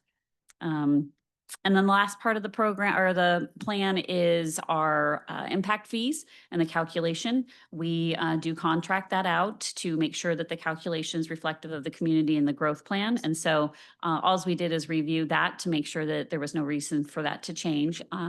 And so we have that. We did found an error in the calculation. And so we corrected that for our multi-family homes in Thurston County and added at the bottom of the Pierce County. It was just a slight calculation error, but so that will move forward. But the Pierce County, while we project out what the costs are and work with our partner there, Pierce County puts a limit on what districts can collect. And so they, as a county, have set that. And so that's now added at the bottom. So while we as districts around all of Pierce County, there is no one that requests less than the maximum. Most districts are much higher because it does cost more to build schools, but Pierce County puts a limit. So I added that in there this year to make sure that we knew, even though we've requested, because that's what it's going to cost, that's as much as that we get when we receive our impact fees. So I'm here to answer any questions and recommend for your approval. Any questions? Who's good reading? I'm sure. So pictures help. They bring things to life. But all right, well, thank you very much. Okay, those in favor? Aye. Opposed? Motion carries. All right, the CTE program plan and Perkins grant. I second. Okay. Okay, any so I have a discussion? presentation for you this time.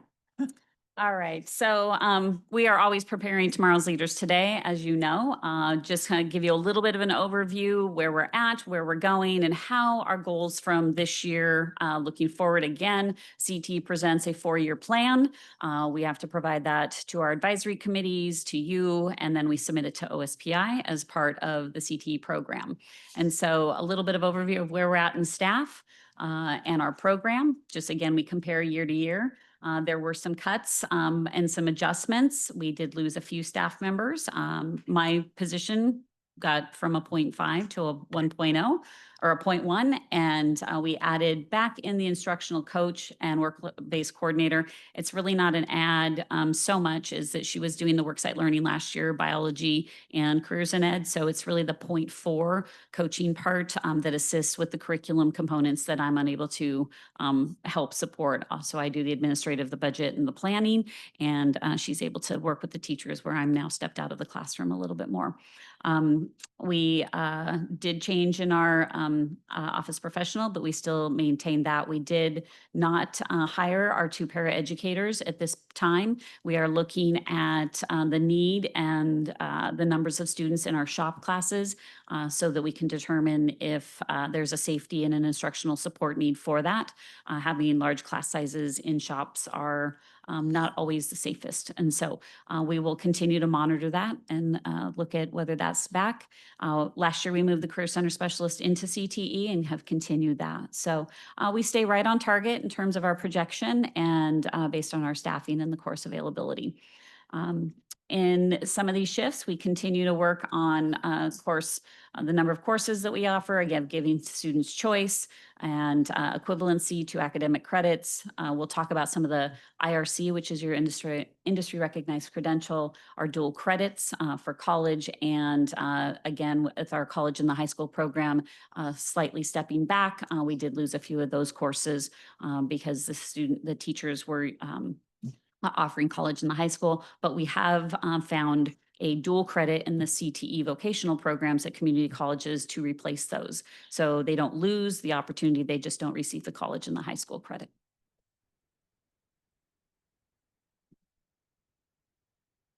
So the first alignment is to goal 4. We're always learning more about how we can address the work that we currently do and enhance it with our goals. And so we want to make sure that our students are actively participating in their learning and demonstrating ownership for their academic progress. And so again, this is where, if you next slide, please. We get to look at our Perkins data. And so each year, and I'll just remind you that we look at students who have completed 2 credits in a program area. That's what we call a concentrator. And so students who have really focused their instruction in a particular area. And then we look at the different criteria for our accountability, grad rate, ELA, math, science, non-traditional enrollment. So that might be gender enrollment based on what we would call employment balance, right? And then the IRC attainment, the college credit, and our work-based learning. And we are in red, have exceeded the state target and have continued to grow, except for in math. And even there in our math, with the focuses that we've been working on, we improved over 9%. So we are doing really well, and we do not have any required plan of improvement for this year. So we're really excited.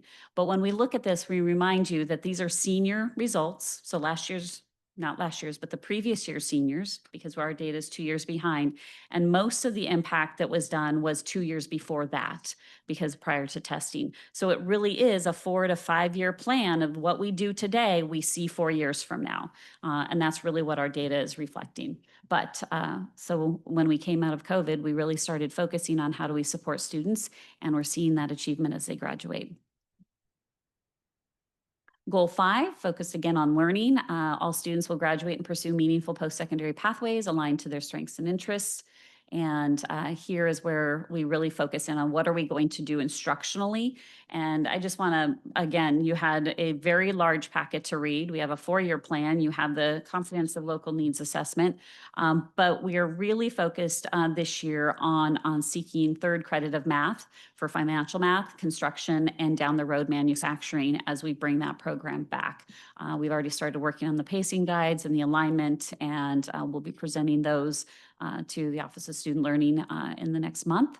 And then the other area that is a very interesting situation across the state, ALE, our Yelm Extension School program, does not generate funding for CTE. Okay, the state does not provide funding, but they have a need for it. They have a need to provide a pathway, which was goal 5, and also to obtain some pretty core instruction around career exploration, financial literacy. So last year we piloted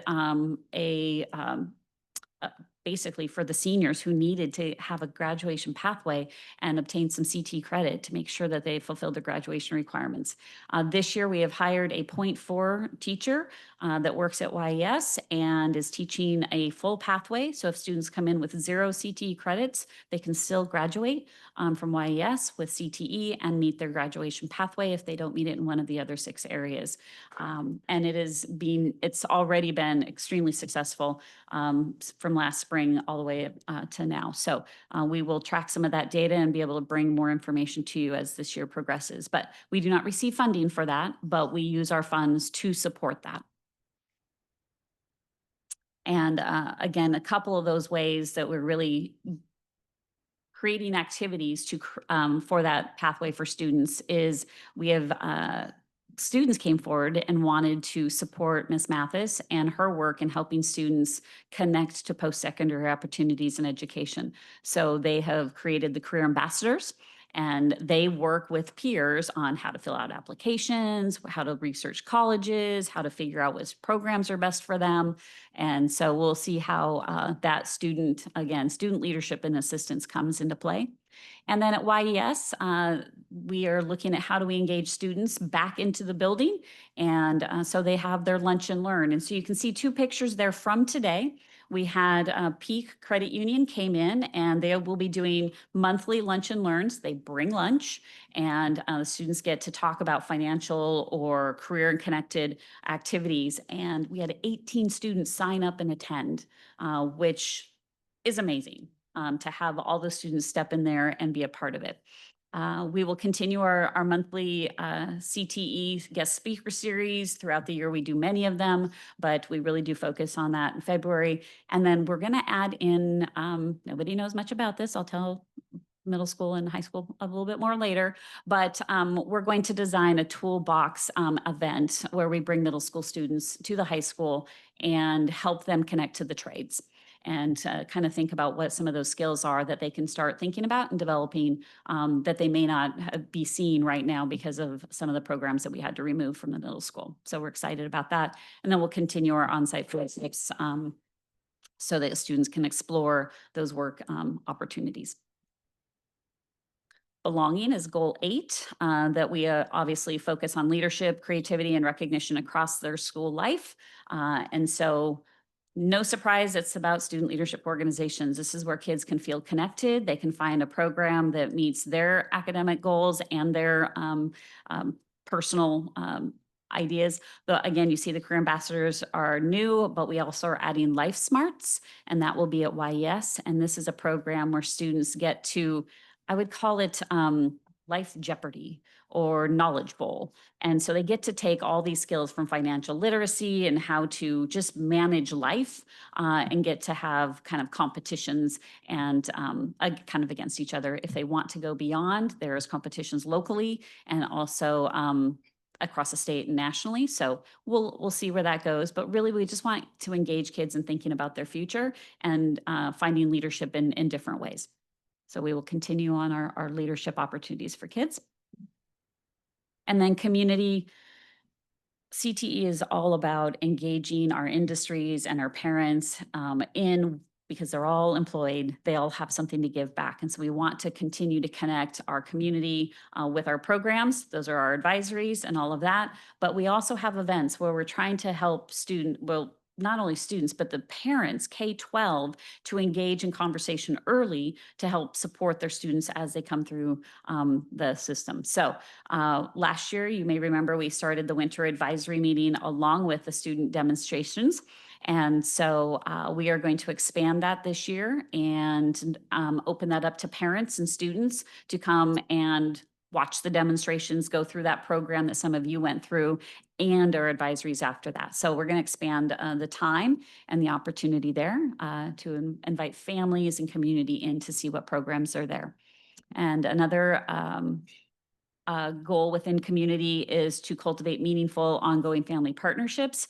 And if you were able to attend the Care Night last month, we had over 75 community partners and resources that were there and hundreds of kids and families. And if you recall, we also pull out and do a STEM night for K-5 each year. That has grown. This is our third time, and they were up to 75 students while their families were touring and learning about the resources to help throughout their education and beyond. They were in there doing STEM activities and thinking about how those connected to careers as a K-5 student. So that's one event we've already done this year. And our next event coming up is the Financial Learning in Progress. This is Flip. And if you can see Flippy right there, he will be at the event and helping our students and families start planning for their financial future. And again, this is a great place where our community has stepped up. We have over 10 community volunteers, organizations, businesses who will also help put on building credit workshops, how to apply for financial aid, investing in savings, how to get scholarships, K-5 money activities for kids. So again, a STEM night on financial. And then we're also going to work on having an open lab so some of our families can get one-on-one support in how to start that FAFSA experience. And so because we are a school that they really want to focus at an increased number of FAFSA applications, we received a $1,000 grant to support engagement, which is what we're going to use for food and some drink and snacks. But all of the businesses, OB, Washington State Employees Credit Union, Key Bank, Peak, and Ole Fed have all stepped forward. And then we also have Edward Jones, Pam Ferris is bringing forward, again, reasons and opportunities for kids to come and get involved. So we're really excited about that, focused on K-12 and open to the public. So those are just some spotlights of the activities that we do, but throughout the whole year, the intent is to engage families and parents in all of the activities that we provide. So yeah, the big 4-year plan, it was presented to the advisory in the spring, which was given feedback and modified based on that. And then the comprehensive local needs assessment is what we do every year, get feedback, and that's where the winter advisory is a key for us, so we get to seek feedback from parents, students, community members, and our advisory members to form goals each year. And I'm here for your questions. Well, 5 pages back, there was something about. Should be able to answer this. Alignment with the Pierce County Consortium. Who is the Pierce County Consortium? Pierce County Consortium, called PC3, is 3 Pierce County colleges, and they have a kind of a facilitator that we work with in order to align our classes with the college classes. And so they're kind of an intermediary that works with Bates, Pierce College, and Clover Park. And so that's where we have most of our college credit aligned to. We also work with Walla Walla, Spokane Community College, South Puget Sound, and Centralia. So we have credits that can be obtained from all of those schools, and then the students can get their transcript after they graduate and take them wherever they want to go. Thank you. And that's all free to students. And Berkeley State doubled our check this time, right? Wish. But our Perkins grant is around a $44,000, and it really does help support all those activities, making sure that we can offer those dual credit classes for the consortium fees, that it allows us to purchase the exams for the industry certification, some things to remove those barriers for students to have credentials when they walk out of school. But then Perkins knows how wonderful we are, right? I sure hope they do. So far, that funding has stayed put. Yes. All right. Thank you. Okay. All right. All those in favor? Aye. Opposed? Motion carries. All right, vouchers and payroll. I move we approve. Second? Any discussion? No, Debbie. I did Beforehand with Dee Dee. And It was great. took care of vouchers and payroll. Yep. Okay. All right, those in favor? Aye. Opposed? Motion carries. All right, the operations report. Any discussion? Well, I have a few things for you, but before you is the small works projects. And just to kind of highlight those before you choose to approve that is Lake Taps construction. Play shed is complete. So we have completed that, and that will be finalizing it. And that was a covered play shed that was coming out of the bond that just took a little bit longer for Southworth. And then the boiler replacements we talked about, that is now complete. We will finish that up. But then you can see a lot of other work, like I said, that happened a month ago that is really focused on HVAC and our refrigeration. We've seen a lot of that in our schools that are being worked on. So I do recommend those for your approval, and then I can give you a little update on operations. Any questions about Public Works? Okay. All right, all those in favor? Aye. Opposed? Motion carries. All right, just a couple of updates. I know you like to hear about some of the things that are going on behind the scenes. And so we'll start off with, I think it's the facilities, yeah. So a couple meetings ago, we talked about some potential grants that we can apply for that helps out with our capital facilities plan. We did apply for the OSPI grant, which was focused on air quality, indoor air quality, but it's really HVAC. That's really what it's focused on the 400 building at the high school. So we're still waiting on that. If you don't know, there is no air conditioning or system in there. And so this would be able to put an air conditioning and heating and cooling system in that building. That's underneath the stadium. Okay. Yep. And then we're again working with ATS and Ellensburg Solar. They have come out to evaluate our schools to determine if there is any opportunity where the solar grant that just came out, and it's due November 4th. And so we've been working with them this week. And McKenna Elementary is the prime target for that because it has the newest roof and it would last longest and not have any impacts. And so if we receive this, there's $0 that come out of our pocket. It's 100% grant funded. Same with the OSPI grant. And we save about the quote. They obviously the last 10 years they've been doing solar, but it's about $10,000 in savings each year from that. And obviously it'll continue to grow based on the savings is the increased rates of power. And so you'll save more because the cost of electricity is going up. So those two things we're working on right now in facilities. And in food service, there's yummy spaghetti and meatballs and salad there. We processed, and I only gave you the secondary numbers because all of our students at elementary do eat free, but those students still qualify. But I just wanted you to see that we had 1,153 secondary students who qualified for meal applications, but that's down about 240. So We know that there are students and families who still need to turn in their meal applications while they are being charged now. We want to make sure that they still know that they can fill in an application at any time. If their financial status changes throughout the year, they can apply at any time. We did have 384 families that did qualify last year that did not renew theirs for some reason. We've reached out to all of them to make sure that they know they can still apply if they feel that they had missed that deadline. They are being charged right now, but again, if they qualify, we can do that. And then every week we do what's called a direct certification with DSHS to ensure that we capture every student that may qualify through other ways through the state, and they don't have to complete an application.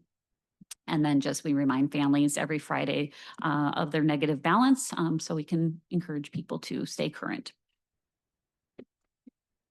And this week is National Bus Safety Week. This is from Southworth. They provided this photo. I thought it was kind of cool. Last 2 weeks ago, we did all of our safety inspection, go through the safety procedures on buses. We have to do that within 6 weeks of school being in session. And then 2 weeks later, they have Bus Safety Week. So we get to talk about it twice. But the good news of what we're going through is we just hired a new driver with a CDL. We have one that we've been training who just passed, and they will be finishing up some of their drives and they will be applying. We have another one who is testing in 2 weeks, and we'll again go through that cycle. And we have about 5 candidates right now that we're working with either as van assistants or working towards their CDL that have kind of come through the pipeline. So we're working really hard to recruit and continue to keep our bus cancellations down and our staffing full. So they're working really hard at that. Is all the testing done in-house? So no testing is done in-house. It is through the Department of Licensing. We do all the training right now in-house that we can. It is an option that you can go outside, but we do have 2 trainers that are certified, and we are a testing training center. So it's really that we prepare for testing. So they go out and get their CDL permit from the state. We train, we prepare them. They go out and do their test. And once they pass their test, then we continue to monitor their driving. It would be like just, giving somebody a really big vehicle and with a bunch of kids without any practice. So we want to practice a little bit more with them before we put them on the road. Catch me up later. But that's what's been going on in operations. All right. We already voted on that. That was just a story. Yeah. Okay, and we don't have any financial report. Student enrollment? Yeah, you can see our updated numbers for October, both headcount and FTE both increased as it usually does in October, as we're able to count the students that we weren't counting the first 4 days. So that's good news. They showed up in October. Yes. And some are still coming. Yes. We're still coming. Okay. All right. Board comments over to our illustrious student. Okay. Well, first of all, I wanted to congratulate all the teachers and the paraeducators who were awarded tonight. Because I know that a lot of teachers, especially at Yelm High School and the elementary schools, they spend a lot of their time after school and making students feel very welcome and supported and cared for. So I just want to congratulate them. And then also on the public work slideshow, just definitely want to appreciate you guys mentioning about negative balance every Friday. I really appreciate that. I know last year that's not something that you guys did, and I remember I looked over on my balance. They didn't tell me negative $65. So I'm very thankful that you guys do that now. All my comments. Yeah, this time I prepared and took notes, but I did not prepare and bring a pen, so thanks Kylie and Sophie. I just need to talk about Frank didn't have. I just like to talk about I think it's amazing how we're finding all these good things because Yelm, it sucks to say, but we're definitely going through a hardship right now. It's I think it's awesome how we're bringing up our great teachers still and awarding them for all the great stuff they do, and they definitely deserve it. And then all the good stuff like the multilingual program, I thought that was amazing, and the advanced academics one as well. That's just awesome how we're still finding things at yeah. And then another thing that I thought was awesome was the care night. I saw that. It's pretty crazy. It was super nice.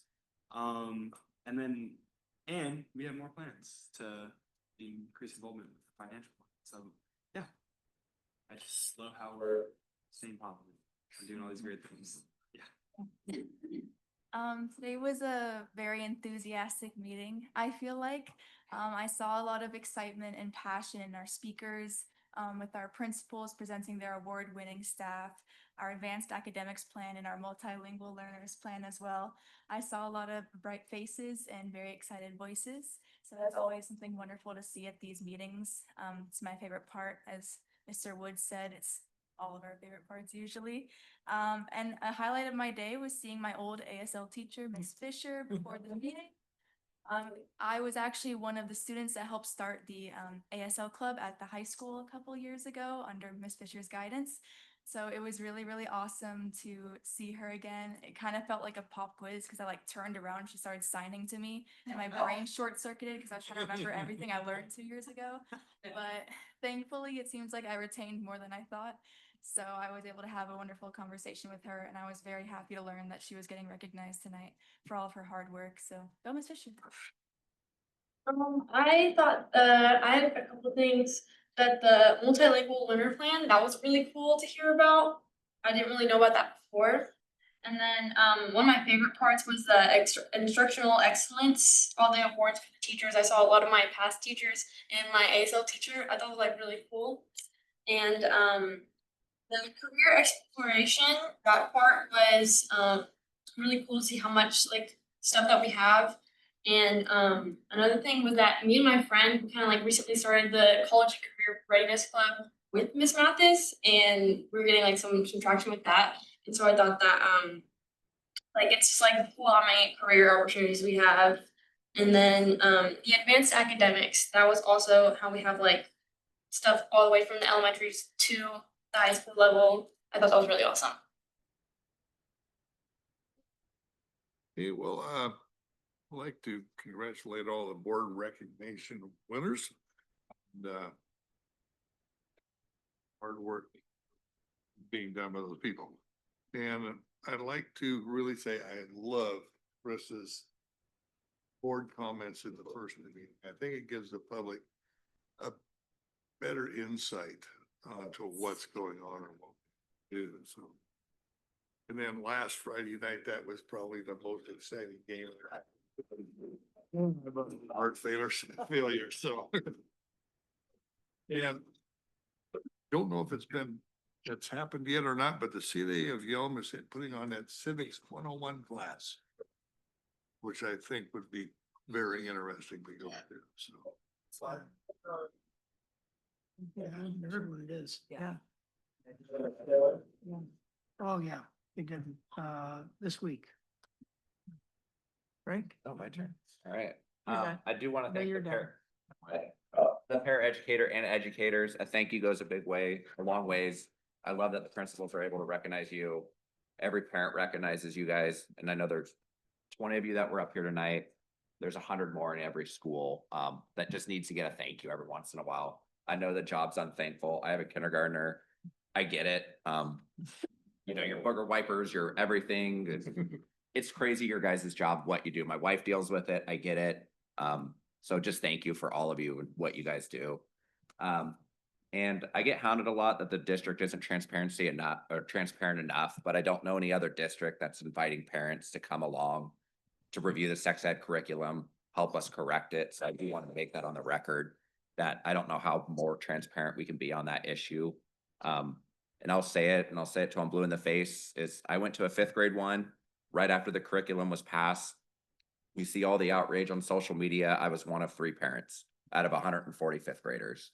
So the way you get involved is you show up to meetings like that.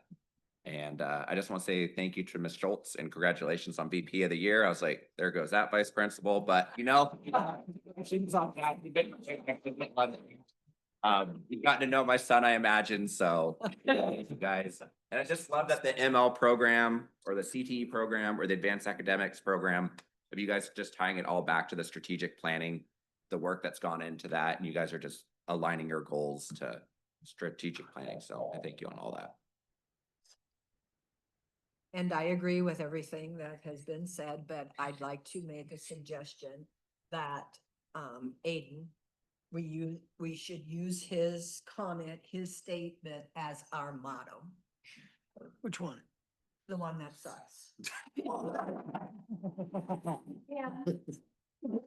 Finish with, that we all should work together and the recognition, say it, Aiden, it was great. You said it truthfully, and that's how we're all feeling, because we do have a great group of positive teachers, staff, and all Yeah, of that. there's all this said it- negative stuff around here and you're like, here, look at all this stuff. Yes. Was It's very, great. yes. Help me, ladies. Yeah. I think that should be our motto, because it was from the heart, and that's what we all feel. And I thank you for recognizing that as a student. Yeah. We recognize it. It's important that you. So. That's why we have a student board. Because Because we're I like, suppose, but we see it, but it's like, when thank you you say to it, our, it means something. yes. That- We see it, they live it. Yes. Yes. And we appreciate it. So- Yeah, because we're sitting here going, oh, Okay, so I should. Yeah, That. so- You got it, lady. yeah. Away with it. We have to, we're just thinking it. Well, we're thinking a lot of stuff, but anyways, we are very grateful for all of our award winners.